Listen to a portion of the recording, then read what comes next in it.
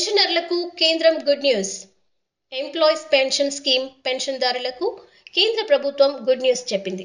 ఇక దేశంలోని ఎక్కడి నుంచైనా అంటే ఏ బ్యాంక్ నుంచైనా ఏ ప్రాంతం నుంచైనా పెన్షన్ తీసుకునేందుకు వీలు కల్పించింది.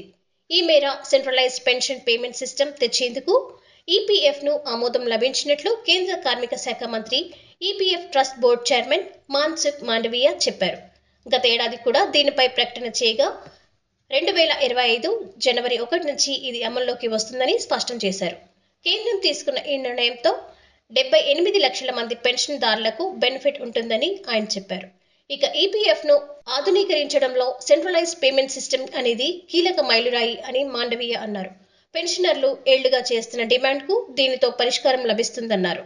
ఈ నిర్ణయంతో పెన్షన్ తీసుకునేవారు ఇప్పుడు దేశంలోని ఏ ప్రాంతం నుంచైనా, ఏ బ్యాంక్ చెందిన ఏ శాఖ నుంచైనా పెన్షన్ పొందే వీలుందని మాండవీయ పేర్కొన్నారు.